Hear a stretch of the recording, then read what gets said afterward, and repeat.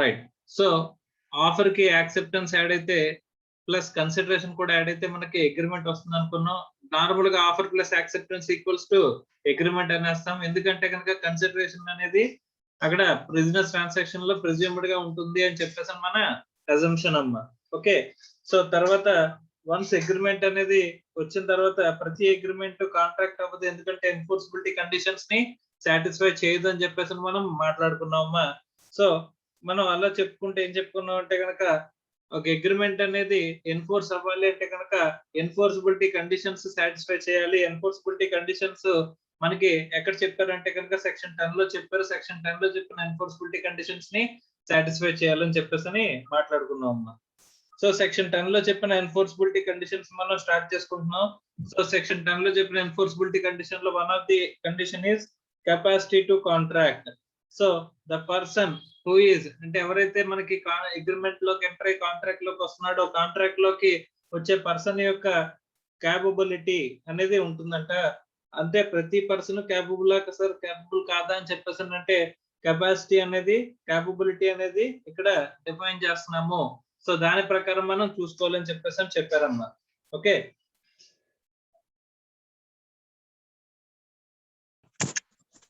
So ఇక్కడ ఏం చెప్పారంటే కనుక సెక్షన్ 11 ప్రకారం మనకు చెప్తున్నారమ్మా. Section 11 defines the capacity to contract. Capacity to contract అనేది సెక్షన్ 11 డిఫైన్ చేస్తుందంట. ఏమని డిఫైన్ చేస్తుంది అంటే కనుక every person is competent to contract. ఇక్కడ పాజిటివ్ సెంటెన్స్ అనేది స్టార్ట్ అవుతుంది డెఫినేషన్ లోని. అంటే ఎలాగా every person is competent to contract. ప్రతి పర్సన్ కూడా కాంపిటెంట్ పర్సనే దేంట్లోకి కాంట్రాక్ట్ లోకి ఎంటర్ అవడానికి. Who is of the age of majority according to the law to which he is subject to. Okay. So అంటే ప్రతి వ్యక్తి కూడా ఏమంటున్నాడమ్మా ఇక్కడ కాంపిటెంట్ పర్సన్ కాంట్రాక్టే, కానీ ఇక్కడ సాటిస్ఫై చేయాల్సిన కండిషన్స్ ఏం చెప్తున్నాడు, ఏజ్ ఆఫ్ మెజారిటీ అనేది according to the law to which it is subject to అని చెప్పేసి అని అంటున్నాడు. ఇక్కడ జాగ్రత్త గుర్తుపెట్టుకోండి, ఇక్కడ ఏజ్ ఆఫ్ మెజారిటీ అనేది ఇక్కడ చెప్పలేదు, కాంట్రాక్ట్ యాక్ట్ లో చెప్పలేదు, కానీ ఏం చెప్తున్నారమ్మా ఇది ఏ యాక్ట్ అయితే అప్లికబుల్ అవుతుందో ఆ యాక్ట్ గురించి మనల్ని మాట్లాడుతున్నాడమ్మా. సో ఇండియన్ మెజారిటీ యాక్ట్ అని ఒక యాక్ట్ ఉందమ్మా. ఇండియన్ మెజారిటీ యాక్ట్ ప్రకారం ఆ యాక్ట్ ప్రకారం ఏజ్ ఆఫ్ మెజారిటీ కనుక ఉన్నట్లయితే, ఎందుకంటే మన ఏజ్ ఆఫ్ మెజారిటీ అనేది తెలుసుకోవాలంటే కనుక ఎక్కడికి వెళ్ళి ఎత్తుకోవాలంట according to the law to which it's which is subject అని చెప్పేసి అని అన్నాడు. కాబట్టి ఇక్కడ ఇండియాలో ఈ ఏజ్ ఆఫ్ మెజారిటీని డిఫైన్ చేసే లా ఏదైతే ఉందో దాంట్లోకి వెళ్ళి ఏజ్ ఆఫ్ మెజారిటీని మనం వెతుక్కోవాలంటమ్మా. ఓకే. సో ఇది ఇండియన్ మెజారిటీ యాక్ట్ అని చెప్పేసి ది ఇండియన్ మెజారిటీ యాక్ట్ ఒక యాక్ట్ ఉందంట. ఆ ఇండియన్ మెజారిటీ యాక్ట్ ప్రకారం మనం మాట్లాడుకోవాలంటమ్మా ఏజ్ ఆఫ్ మెజారిటీ అని. Okay right. Next who is of sound mind. Sound minded గా ఉండాలంట. And is not disqualified from contracting by any law to which ఈ subject to అని చెప్పేసి అని అంటున్నాడమ్మా. అమ్మా ఇక్కడ జాగ్రత్తగా చూస్తే కనుక కండిషన్స్ చెప్తున్నాడమ్మా. కండిషన్స్ ఏంటి అని చెప్పేసి కనుక మనం చూసినట్లయితే ప్రతి పర్సన్ కాంపిటెంటే. Every person is competent.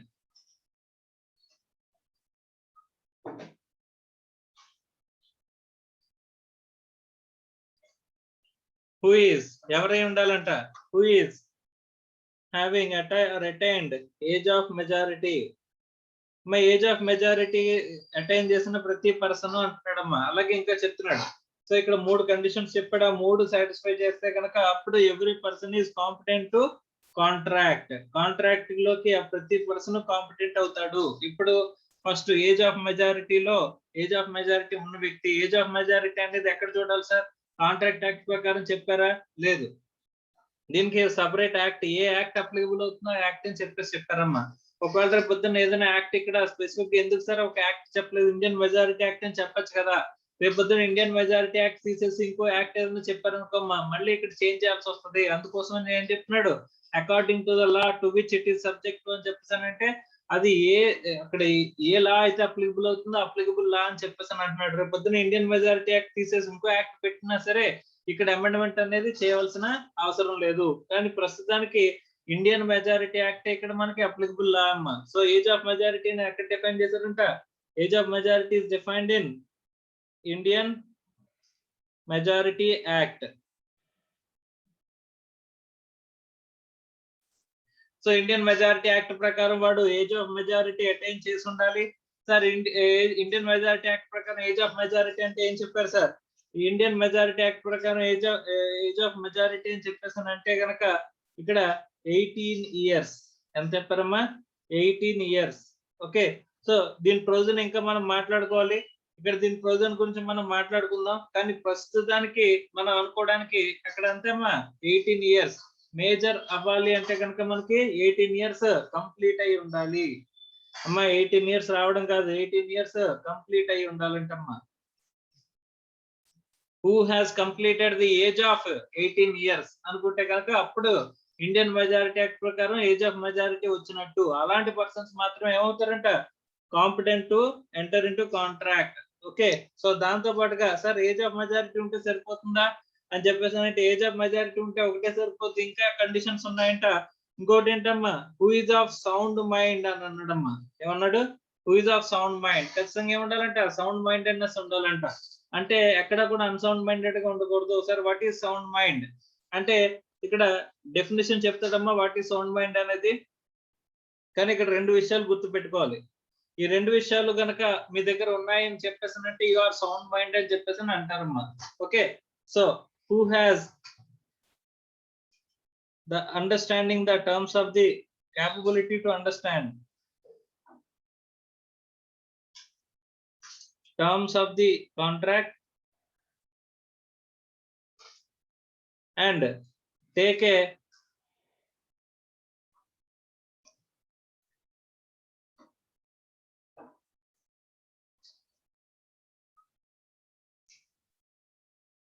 who has a better to take a judgment అంటే ఇక్కడ ఏమంటున్నాడంటే ఆయనకి అండర్స్టాండింగ్ ద టర్మ్స్ అంటే టర్మ్స్ ని అండర్స్టాండ్ చేసుకోగలగాలి. తన బెనిఫిషియల్ కాంట్రాక్టా కాదని చెప్పేసి జడ్జ్ చేసుకోగలగాలంటమ్మా. ఆ కాంట్రాక్ట్ తనకి ఉపయోగపడుతుందా లేదా అని చెప్పేసి తెలుసుకోవాలంట. సో ఇక్కడ decision making. Who has a decision making. So అతను డెసిషన్స్ తీసుకునే స్టేజ్ లో ఉన్నాడు అంటే టర్మ్స్ ని అర్థం చేసుకునే స్టేజ్ లో ఉన్నాడు అనుకుంటే కనుక అప్పుడు ఏమంటున్నాడమ్మా? అక్కడ సౌండ్ మైండెడ్నెస్ అని చెప్పేసి అంటున్నాడమ్మా. సో అలా లేదనుకుంటే కనుక అక్కడ సౌండ్ మైండెడ్నెస్ లేదు. సౌండ్ మైండెడ్నెస్ కి మనం డెఫినేషన్ అనేది చూద్దాం. అందులో కూడా ఉండేవి రెండు టర్మ్స్ ఉంటాయమ్మా. Okay right. దాని తర్వాత ఎక్కడ కూడా ఏ లా ప్రకారం కూడా ఈజ్ నాట్ డిస్క్వాలిఫైడ్.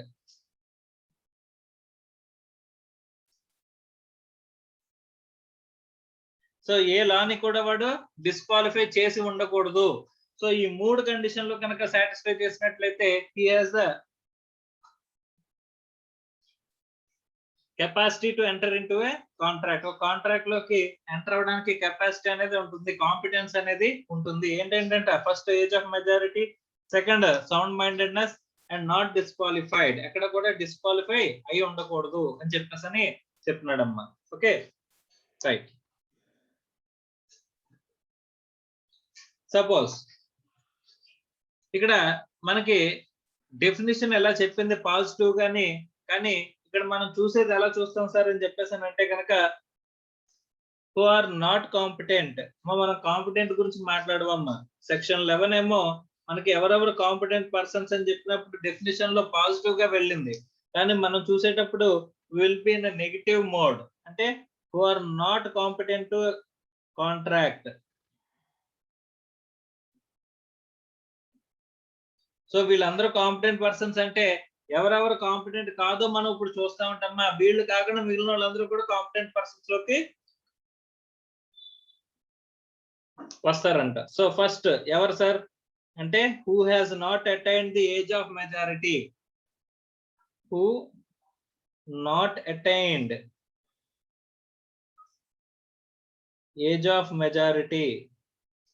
మా ఏజ్ ఆఫ్ మెజారిటీ అనేది అటైన్ చేయని పర్సన్ ని మనం ఏమంటామంట? మైనర్ అని చెప్పేసి పిలుస్తామంట. So not competent, minor not competent to contract. ఇంకా అన్సౌండ్ మైండెడ్ పర్సన్.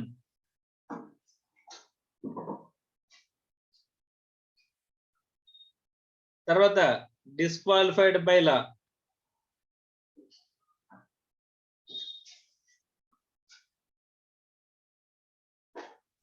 అమ్మ వీళ్ళ ముగ్గురు గురించి చూస్తా ఉంటా. Who is a minor, minor గురించి చూస్తా ఉంటా, తర్వాత అన్సౌండ్ మైండెడ్ పర్సన్ గురించి చూస్తా ఉంటా, తర్వాత డిస్క్వాలిఫైడ్ బై లా గురించి మనం చూస్తా ఉంటా. సో వీళ్ళ ముగ్గురు కాని వాళ్ళందరూ కూడా అదర్ దాన్ దోస్ కవర్డ్, ఇక్కడ కవర్ అయిన వాళ్ళు కాకుండా మిగిలిన వాళ్ళందరూ కూడా ఏమిటమ్మా competent persons to enter into contract.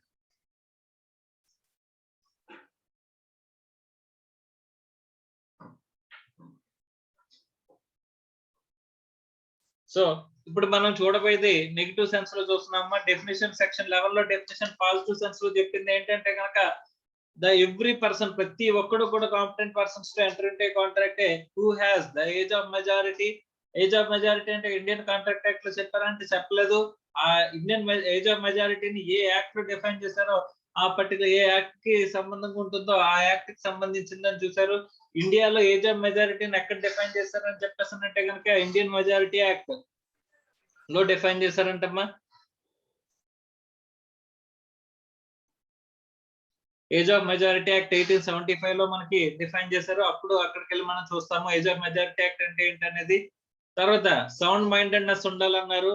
So అంటే ఇక్కడ he is able to understand the terms of the contract and able to take a rational judgment. Okay, so వాళ్ళు రేషనల్ జడ్జ్మెంట్ అనేది తీసుకోగలుగుతున్నారు అని చెప్పేసి అనుకుంటే, అండ్ ఇంకోటి ఏంటంటున్నాడమ్మా understand the terms of the contract. Contract లో టర్మ్స్ ని అర్థం చేసుకోగలుగుతున్నారు అండ్ రేషనల్ జడ్జ్మెంట్ అనేది తీసుకోగలుగుతున్నారు. అంటే డెసిషన్ మేకింగ్ సంబంధించిన జడ్జిమెంట్ అనేది తీసుకోగలుగుతున్నారు. రేషనల్ జడ్జిమెంట్ అంటారమ్మా. ఓకే, వాడికి బెనిఫిషియల్ కాదా అని చెప్పేసి చూసుకునే జడ్జిమెంట్. సో అలా తీసుకుంటున్నారంటే కనుక వాళ్ళు ఏమంటారంటే అమ్మా సౌండ్ మైండెడ్ పర్సన్స్ అని చెప్పేసి అని అంటారంట. ఓకే, డెఫినేషన్ చూద్దాం అనుకున్నాం. తర్వాత నాట్ డిస్క్వాలిఫైడ్, ఏ లా ప్రకారం కూడా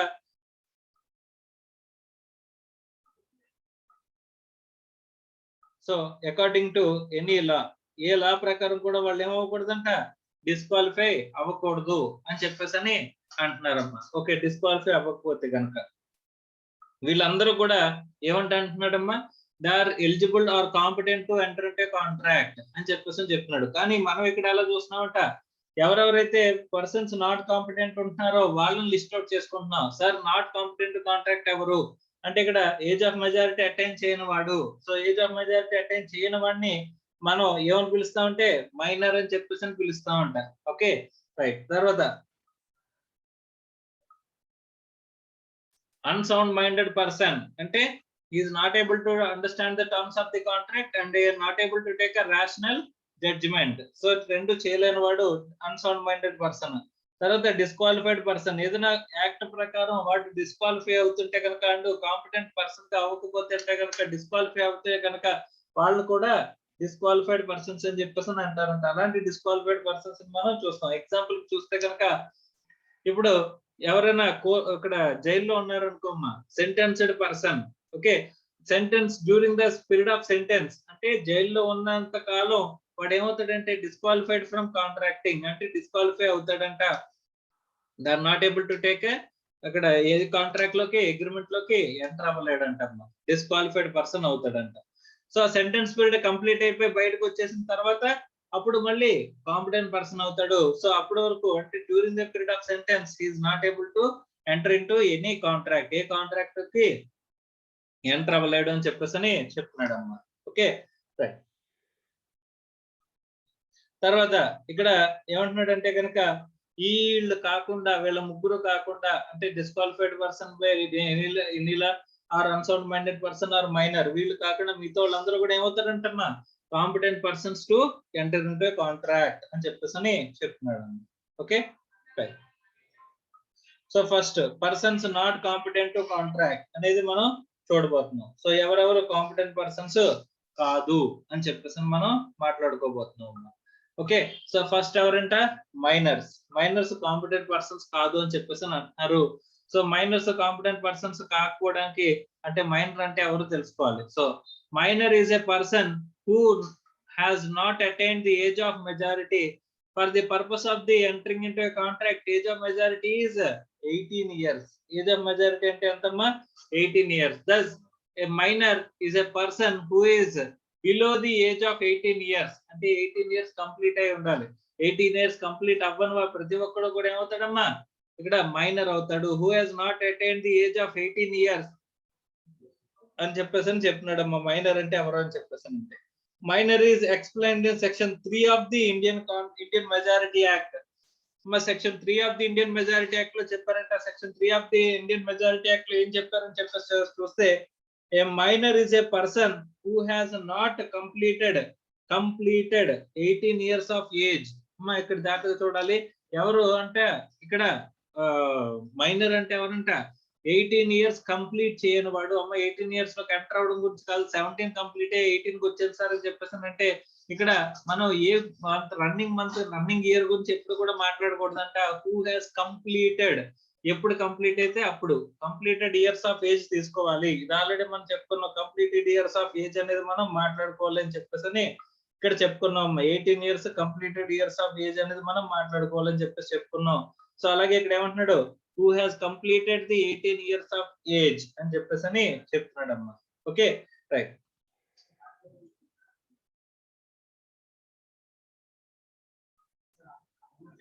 సో ఒకసారి చూడండి, ఇన్ ద ఫాలోయింగ్ 2 cases అమ్మా ఏజ్ ఆఫ్ మెజారిటీ యాక్ట్ లో సెక్షన్ 3 లో మనకి ఏం చెప్పారంటే కనుక 18 years ఆఫ్ ఏజ్ కంప్లీట్ అవ్వకపోతే కనుక అక్కడ ఏమవుతుంటే అమ్మా మైనర్ అవుతాడు కానీ మేజర్ అవడు, మైనర్ అవుతాడని చెప్పాడు.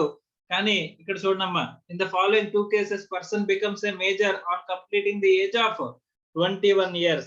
అమ్మా ఇక్కడ 18 years ప్లేస్ లో ఎంత తీసుకుంటున్నాడంటే 21 years తీసుకుంటున్నాడంటే ఈ రెండు సిచ్యువేషన్స్ లోని. ఆ రెండు సిచ్యువేషన్స్ ఏంటంటే కనుక where guardian of minors person or property has been appointed under the guardians and wards act 1890 and where the superintendence of the minor property is assumed by the court of wards అని చెప్పేసి అంటున్నాడు. అంటే ఎక్కడైనా court ఒక సంరక్షకుడిని ఏర్పాటు చేసినా లేకపోతే ఒక గార్డియన్ గానీ వార్డ్ కానీ ఉన్నా సరే అప్పుడు వాడి ఏజ్ ఎంతటమ్మా, వాడి ప్రాపర్టీ ఆడికి చెందాలి అని చెప్పేసి అంటే వాడి ఏజ్ ఎంతటమ్మా 21 years ఉండాలి అని చెప్పేసి చెప్తున్నాడమ్మా. సో 21 years వరకు కూడా మైనర్ గానే ఉంటాడు for that property. So normal గా ఇక్కడ ఏంటంటే మైనర్ అంటే 18 years ఆఫ్ ఏజ్.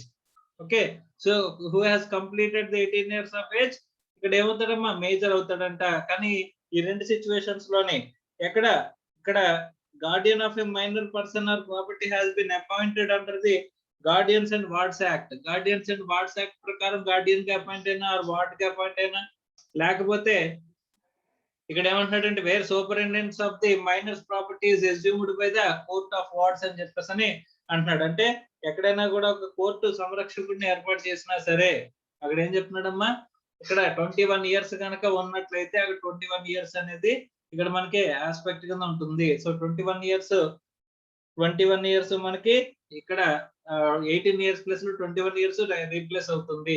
అంటే 21 years అయ్యేంత వరకు కూడా ప్రాపర్టీ మీద రైట్స్ అనేవి ఎవరికి రావుంటమ్మా, ఆ మైనర్ కి రావు. 21 years కంప్లీట్ అవ్వాలి. కానీ నార్మల్ గా అయితే కనుక మిగతా కేసెస్ లో ఏం తీసుకుంటామమ్మా 18 years ఆఫ్ ఏజ్ అనేది మనం కన్సిడర్ చేస్తాము అని చెప్పేసి అంటున్నాడమ్మా మైనర్.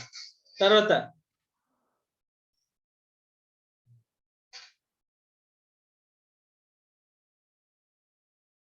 ఇక్కడ ఇంగ్లాండ్ లో ఇంగ్లీష్ లాకి ఇండియన్ లాకి డిఫరెన్స్ అని చెప్పేసి మాట్లాడుకుంటున్నాము, సెపరేట్ గా రాసుకుంటున్నాము. ఇంగ్లీష్ లాకి ఇండియన్ లాకి డిఫరెన్సెస్ లో ఇంకొక డిఫరెన్స్ ఏంటంటే కనుక ఫర్ ఆల్ పర్పసెస్ చూడండి, the age of majority is determined according to the law to which minor is subject to. In England, for all purposes, minor is a person who under the age of the 18 years. అంటే 18 years కనుక cross చేస్తే దాటితే కనుక అక్కడ మనకి ఏమంటున్నాడమ్మా, అక్కడ major అని చెప్పేసి అంటున్నాడు ఎక్కడ ఇంగ్లీష్ లాలో. కానీ ఇండియన్ లాలో మాత్రం ఏమంటున్నాడమ్మా, ఇక్కడ 18 years నార్మల్ గాని ఇక్కడ ఈ స్పెషల్ కేసెస్ లో కనుక 21 years అని చెప్పేసి చెప్తున్నాడమ్మా. Okay, so next persons of unsound minded person ఎవరు అని చెప్పేసి అంటే a person of unsound mind is one who is not found కదమ్మా, అది సౌండ్ మైండ్, అది ఫౌండ్ కాదు, తప్పది, sound mind.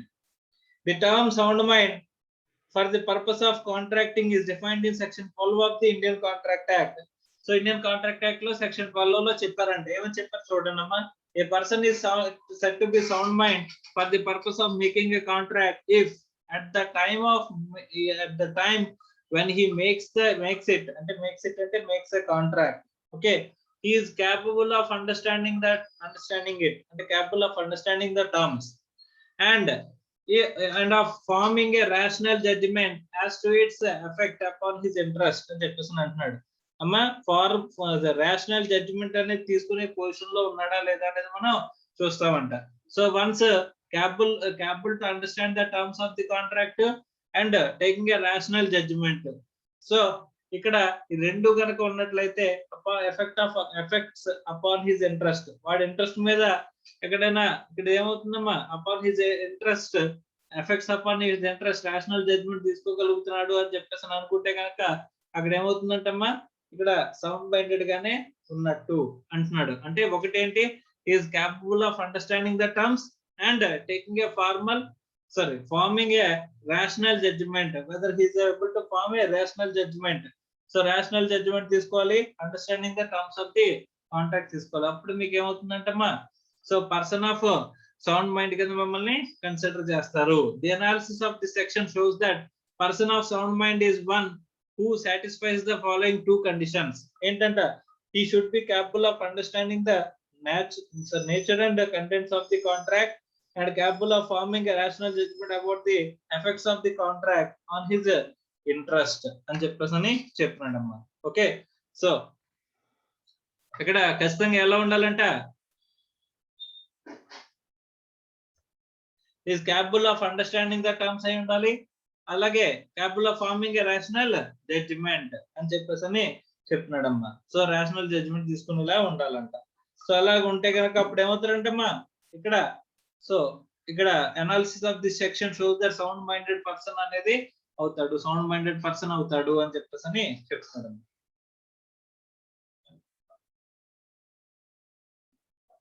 Next,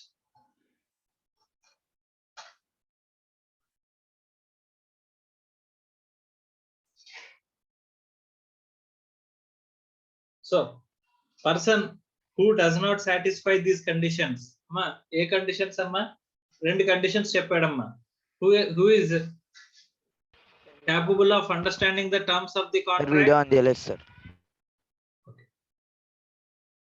who is having a capability to understand the terms of the contract and also taking a rational judgment.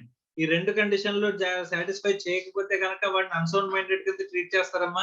ఒకవేళ రెండింటిని satisfy చేస్తే కనుక is of sound minded కింద ట్రీట్ చేస్తారంట. Okay, right. So thus a person who does not satisfy these conditions is of unsound minded and is incapable of entering into the valid agreement. So agreement made by persons of unsound mind is also absolute void. జాగ్రత్తగా చూడండి, ఒకవేళ కనుక unsound minded person కనుక contract లోకి agreement లోకి enter అయితే agreement itself void agreement అయిపోతుందంట. అంటే అది కాంట్రాక్ట్ ఎప్పటికీ అవ్వదా, ఎప్పటికీ అవ్వదు సార్. సో అలాంటి పర్సన్స్ ఎవరు ఉన్నారు అని చెప్పేసానంటే, ఫస్ట్ ఈడియట్, తర్వాత lunatic and drunken or intoxicated person అని చెప్పేసి అంటున్నాడమ్మా. సో ఫస్ట్ ఈడియట్స్ అనే వాళ్ళు ఎలా కన్సిడర్ చేయబడతారంటమ్మా, అన్సౌండ్ మైండెడ్ పర్సన్ కింద కన్సిడర్ చేయబడతారు. కంప్లీట్ వీళ్ళు ఏంటంటే కంప్లీట్ గా పిచ్చోళ్ళు అంట. ఓకే, వాళ్ళ మెంటల్ స్టెబిలిటీ అనేది కంప్లీట్ గా వీళ్ళు బాగోదు అని చెప్పేసి బాగాలేదు అనుకుంటే కనుక వాళ్ళని ఏమంటారమ్మా, ఈడియట్స్ అని చెప్పేసి అంటారంట. An idiot is a person who has completely lost his mental faculties of thinking. అంటే అసలు పూర్తిగా ఆడు మనం చెప్పేది అర్థం చేసుకోడు, ఆ తర్వాత డెసిషన్ మేకింగ్ అసలు డెసిషన్ మేకింగ్ ఉండదు. ముందు చెప్పేదే టర్మ్స్ అర్థం కానప్పుడు మనం ఏంటంటే అక్కడ జడ్జిమెంట్ తీసుకోగలుగుతున్నాడా లేదా అని చెప్పేసి మనం చూసే అవకాశం లేదంట. So such a person is completely incapable of forming a rational judgment. An agreement with idiot is absolutely void. Okay, so మనం ఏం చెప్పుకుంటాం అంటే ఈడియట్ ని పూర్తి పిచ్చోడు అని చెప్పేసి మనం మాట్లాడుకుంటాం. ఓకే, తర్వాత లునాటిక్ అని చెప్పేసి అంటే కనుక వీడు లూసిడ్ ఇంటర్వెల్స్ లో బాగుంటాడంట. సో అందుకని చెప్పేసి వీడిని సగం పిచ్చోడు అని మాట్లాడుకుంటాం. సో ఒకసారి కనుక చూస్తే కనుక కాన్సెప్ట్ చూడండి. A lunatic is a person whose mental facilities of thinking are damaged due to some mental strains or some other reasons. However, mental powers of such a person may not be completely lost. He suffers from the intermittent intervals of sanity or insanity. Thus, the term lunacy denotes periodical insanity with lucid intervals. Okay, so lucid intervals, that is the period in which a person is in his senses. అంటే lucid intervals లో బాగుంటాడు, lucid intervals లేనప్పుడు బాగోడు. అంటే lucid intervals అంటే అది 15 రోజులు అవ్వచ్చు, 20 రోజులు అవ్వచ్చు, నెలలు అవ్వచ్చు. సపోజ్ ఒక్కసారి కనుక ఆడికి పిచ్చి వచ్చిందంటే 15 రోజులు ఉంటుంది, తర్వాత మళ్ళీ నార్మల్ గానే ఉంటాడు. సో అంటే ఎప్పుడు ఎలా మారుతాడు అనేది తెలియదు. ఆ పీరియడ్ ఆఫ్ లూసిడ్ ఇంటర్వెల్స్ లో కనుక బాగుంటాడు, మిగతా పీరియడ్ లో ఎలా ఉంటాడంటమ్మా, పిచ్చోడ్లా ఉంటాడంట. సో అలాంటప్పుడు ఆ పిచ్చోడుగా ఉన్నప్పుడు కాంట్రాక్ట్ లోకి ఎంటర్ అయితే కనుక ఏమవుతుందంట, is incapable of entering to contract అని చెప్పేసి అని అంటున్నాడమ్మా. రైట్, తర్వాత drunken or intoxicated persons. Sir who is drunken or intoxicated person అని చెప్పేసి అంటే చూడమ్మా, a drunken or drunken or intoxicated person అమ్మా. ఇక్కడ ఇది ఇండికేటెడ్ కాదు, ఇంటాక్సికేటెడ్. సో ఇంటాక్సికేటెడ్ అంటే లైక్ ఇంటాక్సికేటెడ్ అంటే ఇక్కడ ఎలా ఉంటుందని చెప్పేసి అంటే కనుక, ఇప్పుడు డ్రగ్స్ తీసుకున్నారు అనుకోమ్మా, వాడు అన్కాన్షియస్ లో ఉంటారు. సో అన్కాన్షియస్ లో ఉండే పర్సన్స్ ని మనం ఏమంటామంటే ఇంటాక్సికేటెడ్ పర్సన్స్ అని చెప్పేసి మనం మాట్లాడుతాం అమ్మా. Okay, so drunken or intoxicated person is one who is so drunk or intoxicated that, మా ఇప్పుడు తాగిన ప్రతి ఒక్కడు ఇన్కాపబుల్ టు ఎంటర్ ఇంటూ కాంట్రాక్టా, అలా అనట్లేదమ్మా. సో డ్రగ్స్ తీసుకున్న ప్రతి ఒక్కడు ఇన్కాపబుల్ టు ఎంటర్ ఇంటూ కాంట్రాక్టా, అలా కూడా అంటలేదు. మరి ఏంటి సార్, ఇప్పుడు కనుక వాడు understanding the terms of the agreement understand చేసుకుని రేషనల్ జడ్జిమెంట్ అనేది తీసుకోగలుగుతున్నాడా లేదా చూడమంటున్నాడమ్మా. సార్ వీడు కొంచెం మందు తాగాడు అయినా సరే is able to condition is stable and is able to take a rational judgment and capable of understanding the terms of the contract అనుకుంటే కనుక అక్కడ ఏమవుతుందమ్మా, సౌండ్ మైండెడ్ అవుతారు, లేకపోతే కనుక అన్సౌండ్ మైండెడ్ అవుతారు అని చెప్పేసి చెప్తున్నాడమ్మా. Okay, so next, such persons fall in the same category of that of the person of unsound mind. The agreement made during such a drunken or intoxicated position is absolutely void. అంటే ఒకవేళ కనుక వాడు capable of understanding the terms of the contract ని understand చేసుకోలేకపోతున్నాడు అమ్మాడు, terms of the contract ని understand చేసుకోలేకపోతున్నాడు, అలాగే రేషనల్ జడ్జిమెంట్ కూడా వీడి ఎఫెక్ట్ ఏమవుతుందనే చూసుకోలేకపోతున్నాడు. సో అలాంటప్పుడు ఏం చేస్తారంట, సో వాడిని ఇన్కాపబుల్ పర్సన్స్ ఆర్ వాళ్ళతో ఎంటర్ అయిన కాంట్రాక్ట్స్ టోటల్ గా కంప్లీట్ గా వాయిడ్ కింద మనం కన్సిడర్ చేయాల్సి వస్తుందంట. తర్వాత పర్సన్స్ డిస్క్వాలిఫైడ్ బై లా అని చెప్పేసి అంటున్నారమ్మా. A person disqualified by law to which they are subject are not competent to enter into a valid contract అంటున్నాడు. అంటే కొంతమంది పర్సన్స్ ని డిస్క్వాలిఫైడ్ పర్సన్స్ కింద ట్రీట్ చేస్తారంట. ఆ డిస్క్వాలిఫైడ్ పర్సన్స్ ఎవరనేది మనం తర్వాత చూద్దాం. వాళ్ళందరూ కూడా ఏమవుతారంటమ్మా, they are not capable to enter into any contract. వాళ్ళతో కాంట్రాక్ట్ లో ఎంటర్ అయితే ఏమవుతుందంటమ్మా, it is completely void. Okay, absolutely void. So ఇప్పుడు మనం మైనర్ అంటే ఎవరో తెలుసుకున్నాం. మైనర్ అంటే who has not completed the age of 18 years. 18 years complete అవ్వని పర్సన్ ఎవరైతే ఉంటారో వారిని మనం మైనర్స్ అని చెప్పేసి పిలుస్తాం. అలాంటి వాళ్ళతో అగ్రిమెంట్ లోకి ఎంటర్ అయితే ఏమవుతుందంటే అగ్రిమెంట్ వాయిడ్ అవుతుందని చెప్పేసి మనం మాట్లాడుకున్నాం. కంప్లీట్ గా అబ్సల్యూట్ గా void. So right from the beginning it is void అని చెప్పేసి మనం మాట్లాడుకుంటున్నాం. సో అలాంటప్పుడు మైనర్ అగ్రిమెంట్స్ గురించి కొన్ని ఇంపాక్ట్స్ గురించి కొంత చూద్దామమ్మా. So nature and effect of the minor agreement. Minor agreement తో కాంట్రాక్ట్ మైనర్ అగ్రిమెంట్ లోకి ఎంటర్ అవుతున్నప్పుడు అక్కడ మనకు ఉండే ఆస్పెక్ట్స్ గురించి ఒకసారి చూద్దాం. రైట్, చూడండి, nature of minors agreement. A minor is not competent to enter into a valid contract. Yes, a minor is not competent person మనకి స్టార్టింగ్ లో తెలుసు. An agreement with a minor is void ab initio. అమ్మ word కొత్తగా ఉన్నదని చూడకండి. void ab initio అంటే right from the beginning it is void.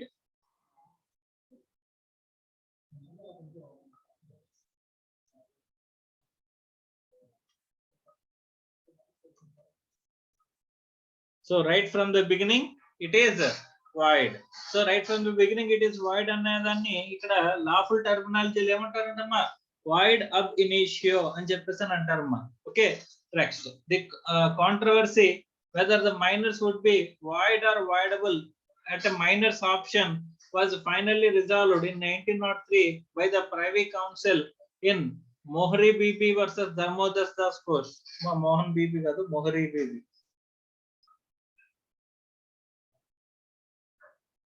Mohri Bibi versus Dharmodas Das Ghosh. ఈ కేసులో మనకి రిజాల్వ్ చేశారంట మైనర్ కాంట్రాక్ట్ వాయిడబుల్ వాయిడ్ అని చెప్పేసి ఇక్కడ చెప్పారంట. In which it was held that minors agreement is absolutely void. Minors agreement లో కంటర్ అయితే అది ఏమవుతుంట అబ్సల్యూట్ గా వాయిడ్ అవుతుంది అని చెప్పేసి అంటున్నాడమ్మా.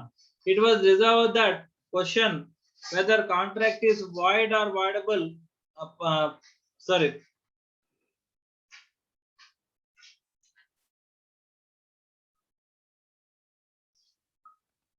సో ఇక్కడ ఇది కొట్టేసేయండి అమ్మ, ఇది అవసరం లేదు.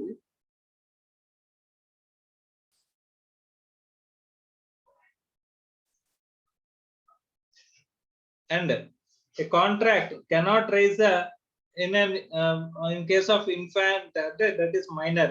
Thus from this it is clear that minor's agreement is void ab initio.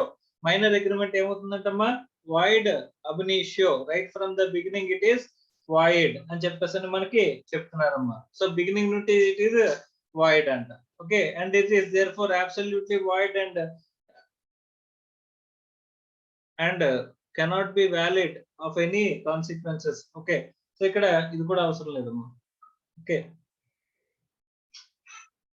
so next, in certain exceptional cases minor agreements are considered as valid and enforceable. ఇక్కడ జనరల్ రూల్ ఉందంటే దానికి ఎక్సెప్షనల్ కేసెస్ ఉంటాయి అనుకున్నా. Exceptional cases గురించి తర్వాత మాట్లాడుకుందాం. అలాంటి చోట మైనర్ అగ్రిమెంట్స్ అనేవి ఎలా చేస్తారంట వ్యాలిడ్ అండ్ ఎన్ఫోర్సబుల్ అని చెప్పేసి అంటున్నారమ్మా. అమ్మా ఒకే ఒక విషయం గుర్తుపెట్టుకోండి, ఎక్కడైతే మైనర్ కి బెనిఫిషియల్ గా ఉందో minor beneficial agreements, so minor beneficial agreements అనేవి వ్యాలిడ్ లో ఉంటాయి అని చెప్పేసి అక్కడ మనకి అగ్రిమెంట్ అనేది ఇక్కడ ఇక్కడ చెప్తున్నారమ్మా. మైనర్ బెనిఫిషియల్ అయితే కనుక అంటే act wants to protect the minor, అంటే కాంట్రాక్ట్ యాక్ట్ ఎవరిని ప్రొటెక్ట్ చేద్దాం అనుకుంటుందమ్మా మైనర్ ని ప్రొటెక్ట్ చేద్దాం అనుకుంటుంది. సో కాబట్టి మైనర్ కి ఎక్కడైనా బెనిఫిషియల్ కాంట్రాక్ట్ ఉంటే కనుక ఆ బెనిఫిషియల్ కాంట్రాక్ట్ ఏమవుతుందంట వ్యాలిడ్ అవుతుంది అని చెప్పేసి చెప్తారమ్మా. So effect of minors agreement, so minor agreement effect ఏముంటది అని చెప్పేసి చూస్తే మైనర్ అనేవాడు నా దృష్టిలో కాంట్రాక్ట్ యాక్ట్ లో ఒక సూపర్ నార్మల్ పవర్ అమ్మ. ఓకే, సూపర్ నార్మల్ పవర్ ఎందుకని చెప్పేసి అంటే కనుక సో మైనర్ తో కాంట్రాక్ట్ లోకి ఎంటర్ అయితే మైనర్ కు ఉండే బెనిఫిట్స్ చూస్తే కనుక ఆటోమేటిక్ గా అక్కడ మనకి ఏమవుతుందమ్మా వాడిని సూపర్ నార్మల్ పవర్ అన్న తప్పలేదని చెప్పేసి అనిపిస్తూ ఉంటుందమ్మా. సో కాంట్రాక్ట్ యాక్ట్ ప్రకారం is a super normal power ఏంటి అని చెప్పేసి అంటే కనుక సో మైనర్ తో ఎంటర్ అయిన కాంట్రాక్ట్ ఏమవుతాయంటమ్మా void ab initio. Right from the beginning it is void. So agreement with a minor is void ab initio. Okay, that is absolutely void and cannot be enforced in a court of law. Normally court of law లో enforce చేయలేము, కానీ కొన్ని exceptional cases లో మనం చేస్తాము. ఎక్కడంటే minor beneficial contracts ఏవైతే minor beneficial agreements ఏవైతే ఉంటాయో అవి మైనర్ తో కనుక ఎంటర్ అయితే అవి ఏమవుతాయంటమ్మా వ్యాలిడ్ అవుతాయని చెప్పేసి చెప్తున్నారమ్మా. Okay right. Next no estoppel against minor అని చెప్పేసి అంటున్నాడమ్మా. Okay right. సో ఒకవేళ మైనర్ గనక ఎక్కడైనా ఫ్రాడ్యులెంట్ గా కాంట్రాక్ట్ లోకి ఎంటర్ అయితే అక్కడ కాంట్రాక్ట్ లోకి ఎంటర్ అయినా సరే అలాంటప్పుడు అక్కడ లయబిలిటీ ఆర్ రెస్పాన్సిబిలిటీ అనేది ఉండదు అని చెప్పేసి చెప్తున్నాడమ్మా. ఎందుకంటే కాంట్రాక్ట్ లో చెప్పిన రైట్స్ అండ్ డ్యూటీస్ అనేవి ఎవరికి ఇక్కడ డ్యూటీస్ ఆబ్లిగేషన్స్ లాంటివి ఎవరికి వర్తించవంటమ్మా మైనర్ కి వర్తించవు. సపోజ్ ఏ అనేవాడు మైనర్ అంటమ్మా, వీడు బి దగ్గరికి వెళ్ళి ఏం చెప్పాడంట నేను మేజర్ ని అని చెప్పేసి చెప్పాడు. వీడు wrong representation, wrongly represented as major. So wrongly represented as major, వాడు వెళ్ళి రాంగ్ గా రిప్రజెంట్ చేశాడంట నేను మేజర్ ని అని చెప్పేసాను, కానీ ఎందుకంటే ఏంటి మైనర్. సో మైనర్ ఎవడైతే ఉన్నాడో వాడు రాంగ్ గా రిప్రజెంట్ చేశాడంట మేజర్ ని అని చెప్పేసి అలా చెప్పితే గనక ఇక్కడ ఏముంటుంది సార్ అని చెప్పేసి అంటే కాంట్రాక్చువల్ లయబిలిటీ అనేది ఇక్కడ ఉంటుందా ఉండదా అంటే there is no contractual liability. So no estoppel has to against a minor. అంటే అక్కడ మైనర్ ఫ్రాడ్యులెంట్ గా ఎంటర్ అయినా సరే అక్కడ ఏముంటదంటమ్మా, రెస్పాన్సిబిలిటీ అనేది మైనర్ కి ఉండదు. This means that when a minor fraudulent enters into a contract representing that he is a major, but in reality is not. Later he, on he can plead that minority as a defense and cannot be stopped అని చెప్పేసి అంటున్నాడమ్మా. stopped from doing so అని చెప్పేసి చెప్తున్నాడు. అంటే కావాలంటే తర్వాత first minor గా ఉన్నప్పుడు వాడు కాంట్రాక్ట్ లోకి ఎంటర్ అయిపోయి నేను మైనర్ కాదు మేజర్ అని చెప్పితే గనక ఆ తర్వాత కూడా మనం ఏం చేయాలంటమ్మా, మనం ఏం చేయలేం, వాడిని రెస్పాన్సిబుల్ లయబుల్ చేయలేము అని చెప్పేసి చెప్తున్నాడమ్మా. సో కాబట్టి no estoppel against the minor. Minor దగ్గర ఎస్టోపల్ అనేది ఉండదు. అంటే రాంగ్ రిప్రజెంటేషన్ చేసినా సరే ఇక్కడ చేయగలిగింది ఏం లేదు. సార్ ఇప్పుడు సపోజ్ కాంట్రాక్ట్ వ్యాలిడ్ అవ్వకపోవచ్చు, కానీ రాంగ్ రిప్రజెంటేషన్ చేసినప్పుడు అక్కడ మోసం చేశాడు కాబట్టి మోసానికి సంబంధించిన ఇక్కడ ప్రొవిజన్స్ ఏమైనా ఉంటాయా అని చెప్పేసి అంటే చూడమ్మా. No liability for damages for tort of deceit. Tort of deceit అంటే మోసం చేసింది అనుకమ్మా. సో మోసం చేసిన దానికి ఇక్కడ ఏదైనా అడిషనల్ గా పెనాల్టీ వేస్తారా సార్ అని చెప్పేసి అంటే ఒక మైనర్ ఉన్నాడు, ఒక మైనర్ ఒక షాప్ కి వెళ్ళి గూడ్స్ కొనుక్కున్నాడు అంట. గూడ్స్ కొనుక్కుందాం అని చెప్పేసి అడిగాడంట. బాబు అప్పుడు వాడు అన్నాడంటే షాప్ వాడు, నువ్వు మైనర్వి, నీతో నేను కాంట్రాక్ట్ లోకి ఎంటర్ అవ్వలేను అని చెప్పేసి చెప్పాడంట. సో అందుకోసం అని చెప్పేసి ఆడు ఏం చేశాడంటే ఇంకో షాప్ కి వెళ్ళి నేను మేజర్ ని అని చెప్పేసి చెప్పాడు. కానీ తర్వాత ఏంటంటే తెలిసింది ఆడు మైనర్. అందుకోసం మైనర్ అయితే కాంట్రాక్ట్ లోకి ఎంటర్ అవ్వదు కదా అని చెప్పేసి వీడు వెళ్ళి ఏం చెప్పాడంట, మేజర్ అని చెప్పి కాంట్రాక్ట్ లోకి ఎంటర్ అయ్యాడంట.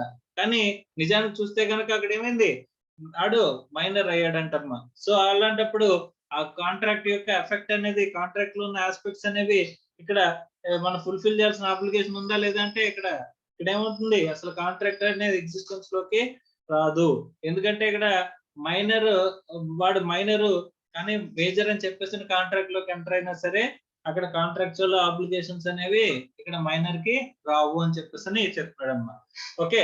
సో కానీ పోనీ సార్ వాడు షాప్ వాడు అడిగాడంట, సార్ వాడికి నా దగ్గర నుంచి వాడు కన్జ్యూమ్ చేసిన గూడ్స్ యొక్క డబ్బులు ఇప్పించలేకపోవచ్చు, పర్లేదు, కానీ వాడు నన్ను మోసం చేద్దాం అనుకుంటున్నాడు కదా, మోసానికి పెనాల్టీ అన్న ఏంటి అని చెప్పేసి అంటే కనుక అలా కూడా వేయలేము అని చెప్పేసి అంటున్నాడమ్మా. No liability for damages for the tort of deceit అంటే ఫ్రాడ్. అంటే టార్ట్ ఆఫ్ డెసిట్ అంటే ఫ్రాడ్ అమ్మా. మోసం చేసినందుకు మనం ఏం చేయాలంటమ్మా, ఏ విధమైన పెనాల్టీస్ ఎవరి మీద వేయలేం, మైనర్ మీద వేయలేము. అందుకోసమే సూపర్ నార్మల్ పవర్ అని చెప్పేసి మనం మాట్లాడుకున్నాం. Okay right.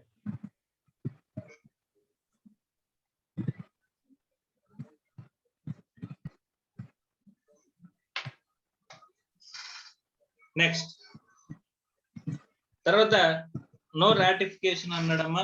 So no ratification తర్వాత ఏమంటున్నాడమ్మా, restoration of the property or money అని చెప్పేసి అంటున్నాడు. అమ్మా ఒకవేళ ఒక మైనర్ గూడ్స్ కొనుక్కుని వెళ్ళిపోతున్నాడమ్మా డబ్బులు పే చేయకుండా, సో మనం ఏం చేయొచ్చు అంటే కనుక ఆ ప్రాపర్టీ ఆర్ మనీ ఏదైతే వాడి దగ్గర దొరికిందో అది మనం ఏం చేసుకోవచ్చు అంట, రీస్టోర్ చేసుకోవచ్చు అని చెప్పేసి చెప్తున్నాడమ్మా. So sometimes a minor receives some property or money by false representation of his age. So in such a cases, minor can be asked to restore such property or money so long as the same is traceable in his possession అని చెప్పేసి అంటున్నాడు. బా ఇక్కడ minor ఏం చేశాడంటే ఇక్కడ agreement లోకి enter అయ్యాడు with respect to some money are property. అలాంటప్పుడు ఆ గూడ్స్ అనేవి ఇంకా మైనర్ దగ్గరే ఉంటే కనుక ఇక్కడ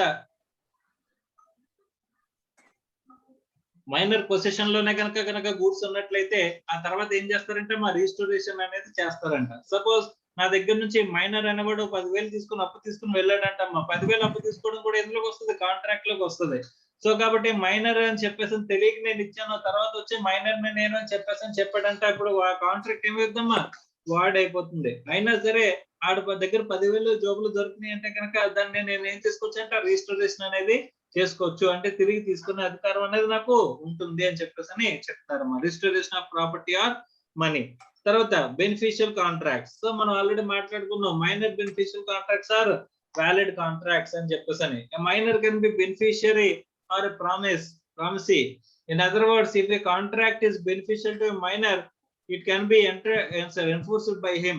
Okay, though there is no provision in the Indian Contract Act according to which the contract minor's benefit is enforceable, yet on the basis of the judicial decisions, the contracts for the minors benefit are held to be valid అని చెప్పేసి అంటున్నారమ్మా. మా beneficial contracts అంటే అక్కడ minor కి కనుక benefit పొందుతాడు అని చెప్పేసి అనుకుంటే కనుక అక్కడ ఏం చేస్తున్నాడమ్మా, బెనిఫిషియల్ కాంట్రాక్ట్స్ ఆర్ వ్యాలిడ్ అని చెప్పేసి చెప్తున్నాడమ్మా. ఇప్పుడు సపోజ్ మైనర్ వెళ్ళి ఒక ల్యాండ్ అమ్ముతున్నాడంట, ఒకటి మేజర్ కి ఒక ల్యాండ్ అమ్ముతున్నాడంట. సో అలా అమ్మచ్చేసారంటే కనుక ఆ కాంట్రాక్ట్ లోకి ఎంటర్ అవ్వచ్చంటే కనుక ఆ ల్యాండ్ అమ్మేవాడు ఏదైతే డబ్బు ఇక్కడ మైనర్ ల్యాండ్ అమ్ముతున్నాడు కాబట్టి ఇక్కడ బెనిఫిషియల్ పొజిషన్ లో ఉన్నాడు కాబట్టి ఇక్కడ ఏమవుతుందమ్మా, he can enter into a contract. Minor beneficial గా ఉన్న కాంట్రాక్ట్స్ లో ఇక్కడ ఏమవుతుందంటమ్మా, వ్యాలిడ్ వస్తుంది అని చెప్పేసి అని అంటున్నారు. అంటే minor can be entered into a contract ఎక్కడంటమ్మా, where beneficial contracts, if it is a beneficial contract అని చెప్పేసి అని చెప్తున్నాడమ్మా. Okay, next minors property liable for the necessaries అని చెప్పేసి అంటున్నాడు.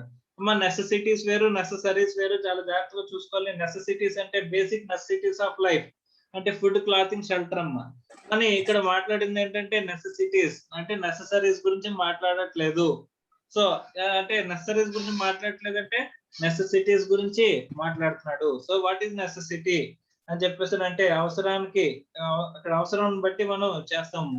సో ఇక్కడ వాట్ ఈస్ నెసెసరీ అని చెప్పేసి అంటే ఇప్పుడు ఫుడ్ లేని వాడికి ఫుడ్ నెసెసరీ అమ్మా.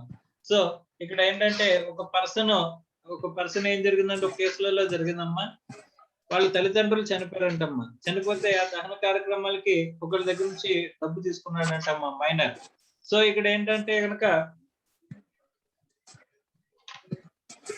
ఇది నెసెసరీయే కాదా అని చెప్పేసి చూస్తారంటమ్మా.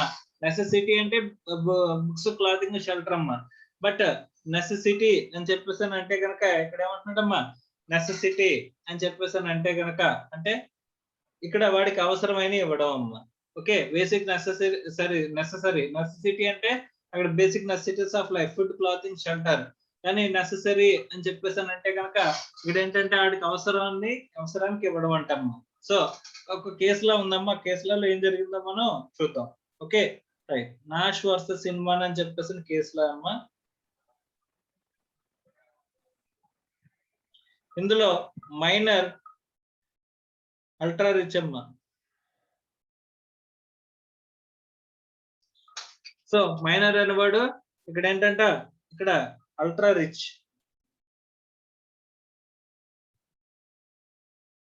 సో వాడి దగ్గర బోల్డ్ అన్ని క్లాత్స్ ఉన్నాయంటమ్మా.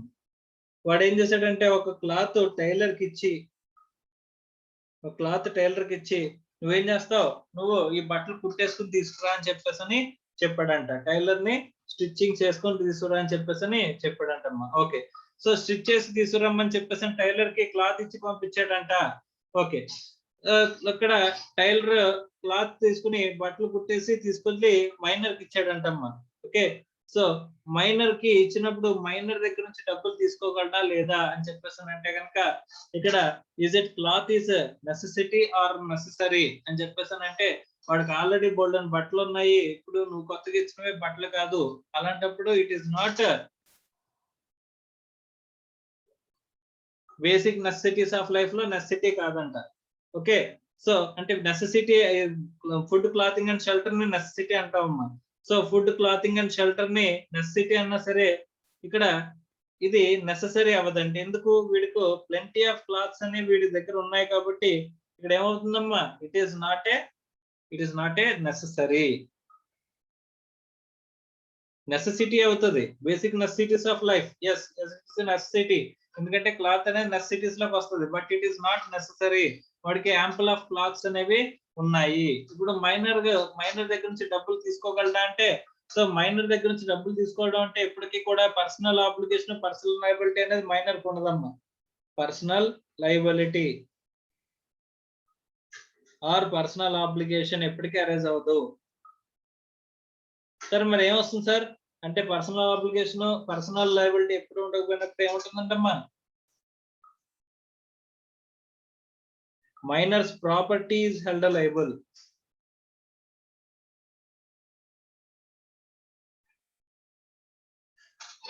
అంటే మైనర్ ప్రాపర్టీ హెల్డ్ లయబుల్ అవుతుందంటే అంటే మైనర్ ప్రాపర్టీ ఏం చేయాలంటమ్మా అమ్మి తీర్చాల్సిన అవసరం వస్తుంది. మైనర్ కి ఎప్పటికీ కూడా పర్సనల్ లయబిలిటీ అరైజ్ అవ్వదు, దయచేసి చూడాలి. సో మైనర్ కి ఎప్పటికీ కూడా పర్సనల్ లయబిలిటీ అనేది అరైజ్ అవ్వదు. అంటే మైనర్ ప్రాపర్టీ హెల్డ్ లయబుల్ మహా అయితే ఏమవుతుంది మైనర్ యొక్క ప్రాపర్టీ పోతుందమ్మా. సో మైనర్ ప్రాపర్టీ అనేది ఇక్కడ మైనర్ ప్రాపర్టీ అనేది ఏమవుతుందంటమ్మా మైనర్ ప్రాపర్టీ అనేది if it is a necessaries కనుక సప్లై చేసినట్లయితే we can claim from the minors property. Minor property నుంచి మనం క్లెయిమ్ చేసుకోవచ్చు అని చెప్పేసి చెప్తున్నాడు. Okay right next.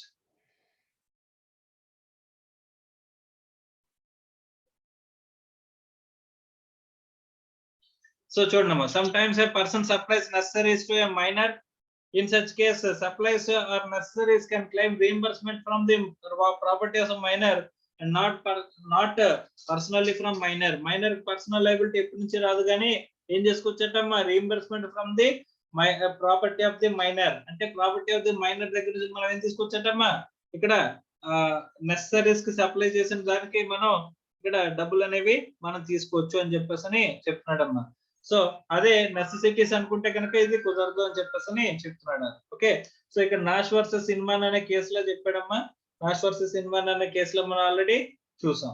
Okay so next minor as a partnership firm లో మైనర్ పార్ట్నర్ గా ఉండొచ్చా అమ్మా. ఇక్కడ గుర్తు పెట్టుకోండి he cannot start a new partnership. అంటే ఇద్దరు ముగ్గురితో కలిపి మనం పార్ట్నర్షిప్ స్టార్ట్ చేస్తే అందులో వన్ ఆఫ్ ది పార్టీ కింద ఎవరు ఉండకూడదు అంటమ్మా మైనర్ ఉండకూడదు. సో మైనర్ ఉండకూడదు అన్నప్పుడు మైనర్ ఎలాగా పార్ట్నర్ అవ్వచ్చు సార్ బెనిఫిషియల్ కాంట్రాక్ట్స్ వ్యాలిడే కదా. సో కాబట్టి మైనర్ అనేవాడు పార్ట్నర్ అవ్వచ్చు అంటే అసలు పార్ట్నర్ అవ్వచ్చు అని చెప్పేసి అంటున్నాడమ్మా. ఎలాగ సార్ మైనర్ పార్ట్నర్షిప్ ఫర్మ్ లోకి ఆల్రెడీ ఎగ్జిస్టింగ్ పార్ట్నర్షిప్ ఫర్మ్ లోకి అడ్మిట్ అయితే ఎగ్జిస్టింగ్ పార్ట్నర్షిప్ ఫర్మ్ లోకి ఒక కొత్త పార్ట్నర్ కింద యాడ్ అయితే కనుక అప్పుడు మైనర్ అనేవాడు ఎలా ఉండొచ్చమ్మా పార్ట్నర్ కింద ఉండొచ్చు అని చెప్పేసి అంటున్నాడమ్మా. అంటే ఇక్కడ గుర్తు పెట్టుకోండి పార్ట్నర్ గా ఉండడం గురించి మాట్లాడుకుంటే కనుక మైనర్ పార్ట్నర్ గా ఉండొచ్చా అని చెప్పేసి అంటే he cannot be admitted to the he cannot start a new partnership firm. He can be admitted to the any ఇక్కడ ఏమంటున్న పార్ట్నర్షిప్ ఫర్మ్ అని చెప్పేసి అంటున్నాడు. అంటే ఎగ్జిస్టింగ్ పార్ట్నర్షిప్ ఫర్మ్ లోకి మైనర్ పార్ట్నర్ గా రావచ్చు కానీ వాళ్ళతో కలిపి ఒక పార్ట్నర్షిప్ ఫర్మ్ అనేది మనం ఏం చేయలేమంటమ్మా స్టార్ట్ చేయలేము అని చెప్పేసి చెప్తున్నారమ్మా. తర్వాత minor as an agent minor agent గా ఉండొచ్చా. సో ఏదైనా ప్రిన్సిపల్ ఇప్పుడు ఏజెంట్ చేసిన ప్రతి పనికి ఎవరు లైబుల్ అవుతారమ్మా ప్రిన్సిపల్ లైబుల్ అవుతాడు. కాబట్టి మైనర్ ఏజెంట్ గా ఉండొచ్చు కానీ ఎవరు లైబుల్ అవుతారంటమ్మా ఇక్కడ మైనర్ ఏజెంట్ గా ఉండొచ్చు కానీ వాళ్ళ ప్రిన్సిపల్ ఎవడైతే ఉంటాడో వాడు లైబుల్ అవుతాడు అని చెప్పేసి చెప్తున్నాడమ్మా మైనర్ యాజ్ అన్ ఏజెంట్. తర్వాత minor as an insolvent. Sir minor insolvent అయ్యే అవకాశం ఉందా అని చెప్పేసి అంటే మైనర్ కి అసలు పర్సనల్ లయబిలిటీ ఉండదమ్మా. మైనర్ కి అసలు పర్సనల్ లయబిలిటీ ఉండదు. అలాంటప్పుడు మైనర్ కి ఇక్కడ ఏం చేయఉండదు అంటమ్మా లయబిలిటీ అనేది ఉండనే ఉండదు. కాబట్టి ఇన్సాల్వెంట్ అవ్వే అవకాశం లేదు. ఇప్పుడు ఇన్సాల్వెంట్ అనేది ఎప్పుడు అవుతారమ్మా మనకి ఆస్తుల కంటే అప్పులు ఎక్కువైపోయినప్పుడు అంటే లయబిలిటీస్ అనేవి పెరిగిపోయినప్పుడు అప్పుడు ఆస్తుల కంటే లయబిలిటీస్ అనేవి పెరిగిపోయినప్పుడు అప్పుడు మనం ఏం చేయాలంటే ఇన్సాల్వెన్సీ పిటిషన్ అనేది ఫైల్ చేస్తా ఉంటాం అక్కడ కోర్ట్ ఆఫ్ లాలో. కానీ అక్కడ మైనర్ అనేవాడికి అసలు లయబిలిటీ కాలమే ఉండదు. సో లయబిలిటీ అనేది ఉండదు. అలాంటప్పుడు ఇక్కడ ఓన్లీ అసెట్స్ ఉంటాయి కాబట్టి ఇక్కడ మైనర్ అనేవాడు ఏమవ్వలేడంటమ్మా ఇన్సాల్వెంట్ అయ్యే అవకాశం లేదు అని చెప్పేసి చెప్తారమ్మా. Okay right next minor is competent to execute negotiable instruments. అంటే మైనర్ అనేవాడు ఏం చేయొచ్చు అంటమ్మా నెగోషియబుల్ ఇన్స్ట్రుమెంట్స్ ని ఎగ్జిక్యూట్ చేయొచ్చు అని చెప్పేసి చెప్తున్నాడమ్మా. అంటే లైక్ బిల్స్ ఆఫ్ ఎక్స్చేంజ్ అంటే ఒకరికి బిల్ రాసి ఇవ్వడం ఒక చెక్ రాసి ఇవ్వడం అప్పుడు ఒక చెక్ మీద సైన్ చేసి మైనర్ అనేవాడు ఇచ్చాడు అని చెప్పేసి అంటే ఆ చెక్ చెల్లుతుందా సార్. ఒకవేళ బ్యాంక్ అకౌంట్ అది మైనర్ పేరు మీద ఉంది అందులో డబ్బులు ఉంటే కనుక మైనర్ సైన్ చేసి ఇస్తే కనుక మైనర్ ఏం చేయొచ్చమ్మా it is minor is competent person to execute negotiable instruments ని ఎగ్జిక్యూట్ చేయగలుగుతారని చెప్పేసి అంటున్నాడమ్మా. తర్వాత liability of the minors parents or guardians. అమ్మా ఒకవేళ ఇక్కడ సపోజ్ ఎదురుకుంటే షాప్ లోకి వెళ్ళి నేను చాక్లెట్ తినేసానమ్మా. సో ఇక్కడ మనం ఇక్కడ మైనర్ అంటే ఒకవేళ చాక్లెట్స్ కొనుక్కున్న జోబులో పెట్టుకున్నాను అనుకోమ్మా, తర్వాత నేను మైనర్ కనుక మైనర్ కార్డ్ ఉపయోగించాను అనుకోమ్మా, మైనర్ ని అని చెప్పాను అనుకోమ్మా, తర్వాత నా దగ్గర ఉన్న చాక్లెట్స్ తీసేసుకునే అవకాశం ఉంటుంది. సో ఫస్ట్ నేను ఏం చేయాలంటే అది తీసేసుకోకుండా registration of the property clause ఉంది కాబట్టి తీసేసుకోకుండా ముందు నేను తినేసిన తర్వాత చెప్పాలమ్మా నేను మైనర్ ని అని చెప్పేసని.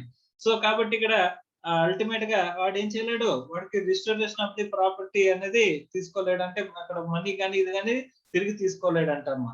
ఓకే, సో అదే మైనర్ పేరెంట్స్ ని పిలిచి అడగచ్చు. అప్పుడు మైనర్ తినేసిన చాక్లెట్లు తినేస్తే వాళ్ళ పేరెంట్స్ ని పిలిచి సార్ మీ వాడు ఎలా తినేసాడు దీనికి డబ్బులు ఇవ్వండి అని చెప్పేసానంటే కనుక మైనర్ పేరెంట్ కి రీపే చేయాల్సిన ఆబ్లిగేషన్ ఉంటుందా అని చెప్పేసానంటే there is no obligation అంటమ్మా.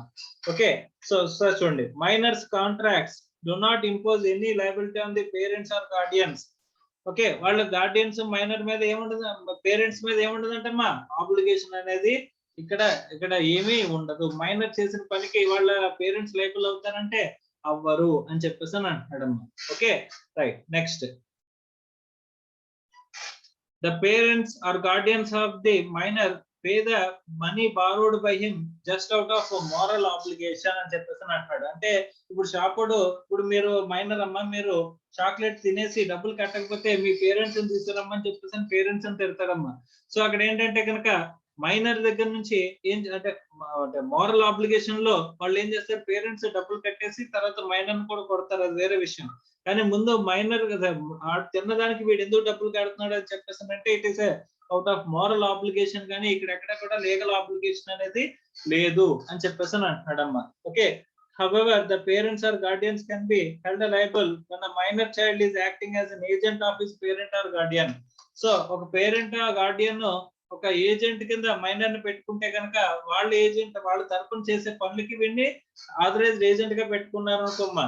So అంటే మైనర్ చేసిన అక్కడ ప్రిన్సిపల్ చేసిన ఒకటే అని చెప్పేసని, అలాంటప్పుడు అక్కడ ఏమవుతారంటమ్మా, the parents minor persons parents guardian held liable అవుతారు అని చెప్పేసి అని అంటున్నాడమ్మా. ఒకవేళ ఇక్కడ ఏజెంట్ గా ఉంటే కనుక, ఎవరు ఇక్కడ మైనర్ అనేవాడు ఏజెంట్ గా ఉంటే కనుక ఏజెంట్ గా వాడు చేసిన పనికి ఇక్కడ ఏమవుతారంటమ్మా, ఇక్కడ పేరెంట్స్ ఎవరైతే ఉంటారో వాళ్ళు హెల్డ్ లయబుల్ అవ్వాలి అంటే కనుక అక్కడ ఏమంటున్నాడమ్మా, ఇక్కడ ఖచ్చితంగా ఏజెంట్ ప్రిన్సిపల్ ఏజెంట్ రిలేషన్షిప్ లో ఉండాలి. ప్రిన్సిపల్ ఏజెంట్ రిలేషన్షిప్ లో లేకపోతే కనుక అక్కడ ఏమంటున్నాడమ్మా, మైనర్ పేరెంట్స్ అనేవాళ్ళు ఎక్కడ కూడా పేరెంట్స్ కానీ గార్డియన్స్ కానీ ఏమవుతారంటమ్మా, are not held liable for the actions of the minor. Minor చేసిన ఏ పనికి కూడా వాళ్ళు లైబుల్ అవ్వరు అని చెప్పేసి చెప్తారమ్మా. ఒకవేళ ఎందుకు కడతారు సార్, ఒకవేళ ఎవరన్నా షాప్ వాడు పిలిచి ఇక్కడ మీ మైనర్ అబ్బాయి తినేసాడు ఎలాగా అని చెప్పేసి అంటే కనుక వీళ్ళు డబ్బులు ఎందుకు పే చేస్తారమ్మా అంటే మోరల్ ఆబ్లిగేషన్ కానీ లీగల్ ఆబ్లిగేషన్ అక్కడ లేదు. సో పేరెంట్స్ ఏం చెప్పొచ్చు, మైనర్ యొక్క పేరెంట్స్ వాడు కనుక కాంట్రాక్ట్ లో ఎంటర్ అయిపోతే కనుక వాడు తినేస్తే కనుక అక్కడ ఏమంటారమ్మా, ఇక్కడ నాకు సంబంధం లేదు, మైనర్ తిన్నదానికి నేను డబ్బులు పే చేయను అని చెప్పేసి చెప్పే అధికారం ఎవరికి ఉంటది, ఇక్కడ మైనర్ పేరెంట్స్ కి ఆర్ గార్డియన్ కి ఉంటుంది అని చెప్పేసి అని చెప్తారమ్మా. So this is with respect to minor agreement. So minor agreements గురించి ఇది టోటల్ కాన్సెప్ట్ అమ్మా. సో మిగిలిన unsound minded person disqualified persons enter into contract అనేది నెక్స్ట్ క్లాస్ లో మనం చూద్దాం. ఓకేనా, రైట్.